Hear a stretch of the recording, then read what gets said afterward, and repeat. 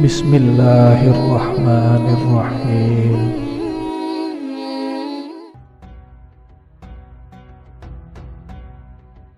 Assalamualaikum warahmatullahi wabarakatuh.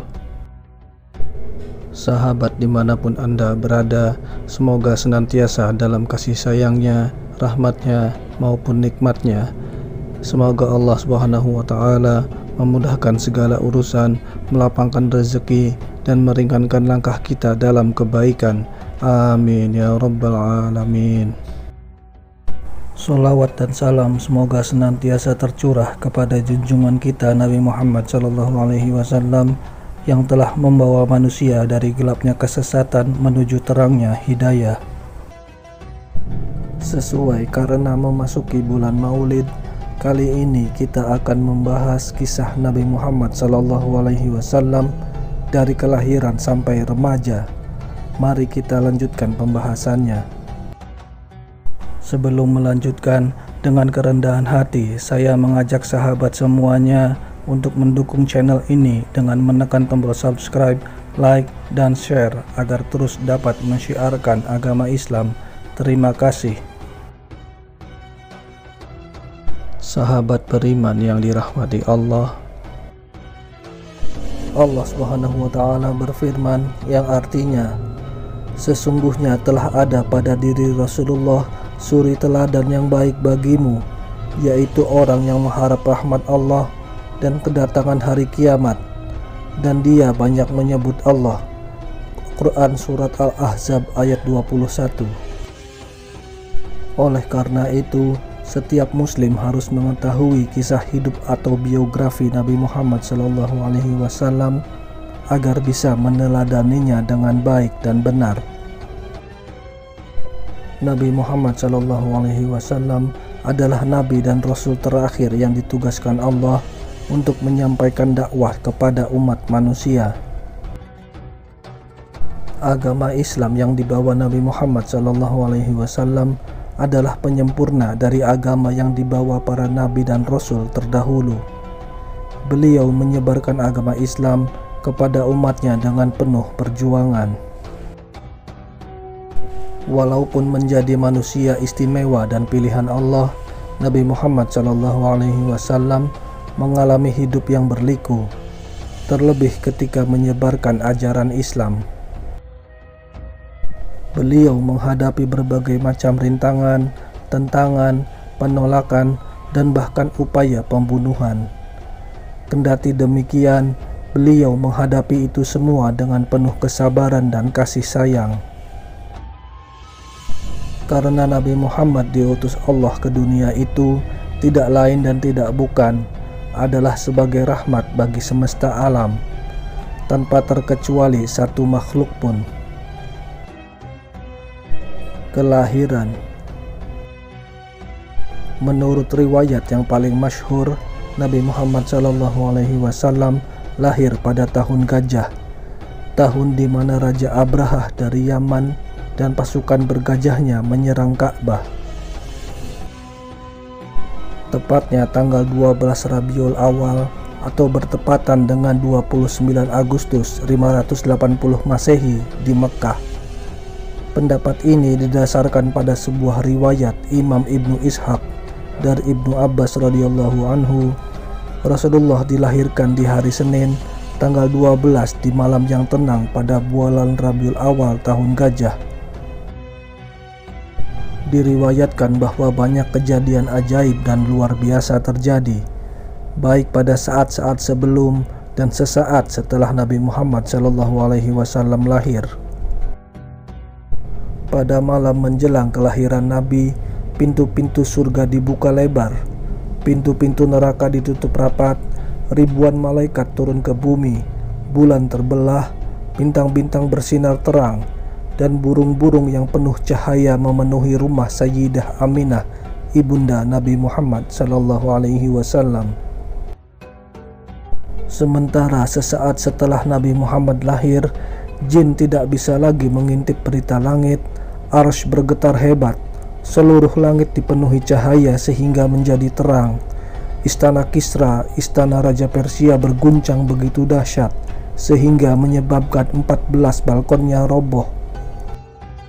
Api abadi yang disembah umat Majusi padam, gereja di sekitar Buhaira roboh, dan bahkan Ka'bah juga ikut bergetar selama 3 hari karena bahagia menyambut kehadiran Nabi Muhammad SAW.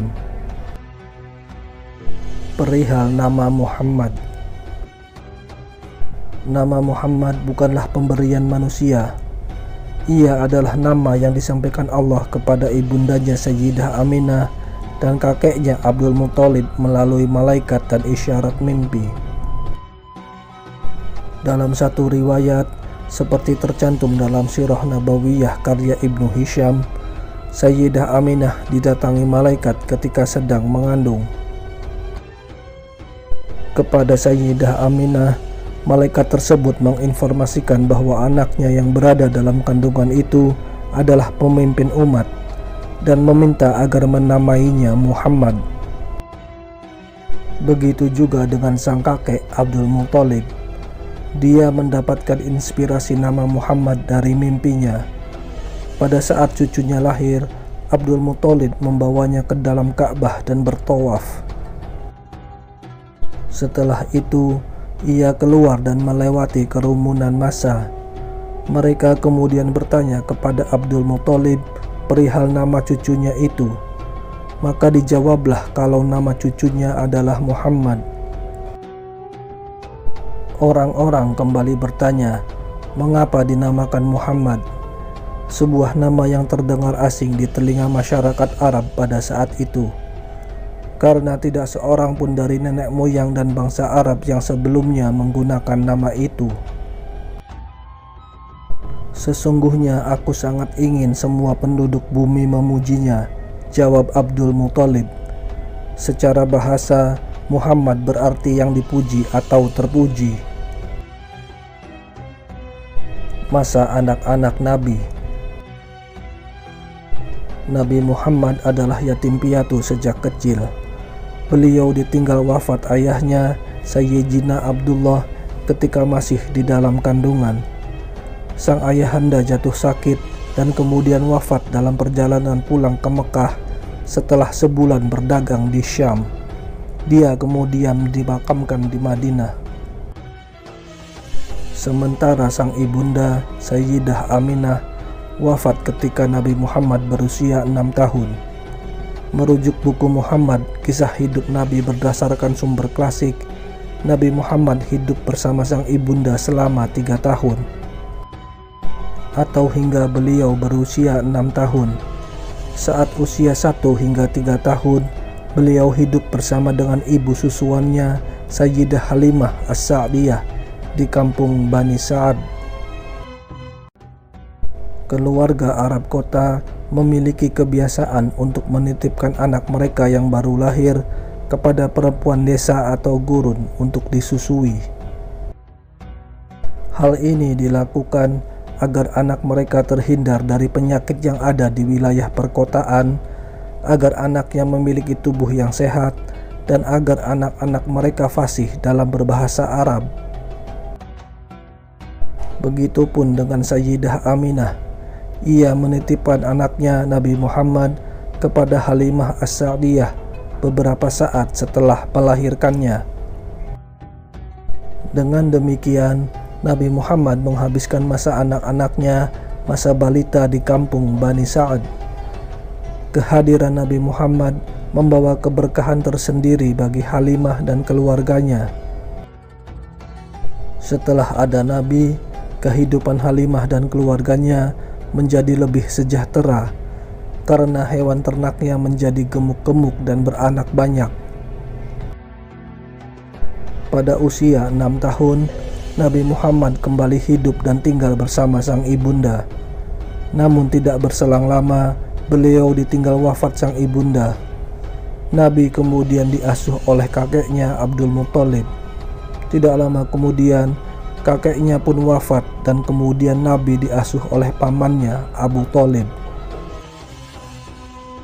Pada saat usia 8 tahun, Nabi Muhammad SAW mulai bekerja menggembalakan kambing milik orang kaya Mekah. Disebutkan Nizar Abazah dalam Bilik-Bilik Cinta Muhammad, setidaknya ada 3 alasan mengapa Muhammad kecil akhirnya memutuskan untuk bekerja menggembala kambing. Pertama, membantu meringankan beban ekonomi Abu Thalib. Kedua, menggembala kambing tidak butuh modal. Yang ketiga, Nabi Muhammad SAW senang berada di padang yang luas, karena di sana beliau bebas merenungkan segala sesuatu secara mendalam tanpa ada yang mengganggunya. Beliau menjadi penggembala kambing kurang lebih selama 4 tahun. Masa remaja Nabi. Pada saat usia 12 tahun, beliau diajak Abu Thalib untuk ikut dalam kafilah dagang ke Syam. Sejak saat ini, beliau semakin menekuni dunia perdagangan. Hingga suatu ketika seorang saudagar kaya Mekah, Sayyidah Khadijah, membuka lowongan kerja bagi siapa saja untuk menjajakan barang dagangannya. Abu Thalib mendengar hal itu dan kemudian menawarkannya kepada Nabi Muhammad. Beliau menerima tawaran tersebut. Tugas pertama Nabi Muhammad SAW adalah berniaga ke negeri Syam. Beliau ditemani Maisarah, budak Sayyidah Khadijah, dengan membawa barang dagangannya berupa kain-kain. Berkat kerja keras, sikap jujur dan amanah, Nabi Muhammad berhasil menjajakan barang dagangannya. Semuanya laku terjual dan untung banyak. Setelah mendengarkan cerita dari Maisarah, Sayyidah Khadijah terkesima dengan sikap dan perilaku Nabi Muhammad dalam mendagangkan barangnya. Merujuk buku Muhammad at-Trader, Nabi Muhammad SAW sudah menjadi pemimpin kafilah dagang ke luar negeri pada saat usianya baru 17 tahun. Ia berdagang hingga ke 17 negara lebih, di antaranya Syam, Yordania, Bahrain, Busra, Irak, Yaman, dan lainnya. Dalam Sirah Nabawiyah, Al-Mubarakfuri menjelaskan bahwa Nabi Muhammad SAW menggandeng As-Sa'id bin Abu Sa'ib sebagai partner saat awal-awal memulai bisnis. Bagi Nabi, Abu Sa'ib adalah rekan terbaiknya dalam bisnis, tidak pernah berselisih dan tidak curang. Itulah kisah Nabi Muhammad SAW dari kelahiran hingga masa remajanya. Semoga bermanfaat. Wallahu a'lam bishawab.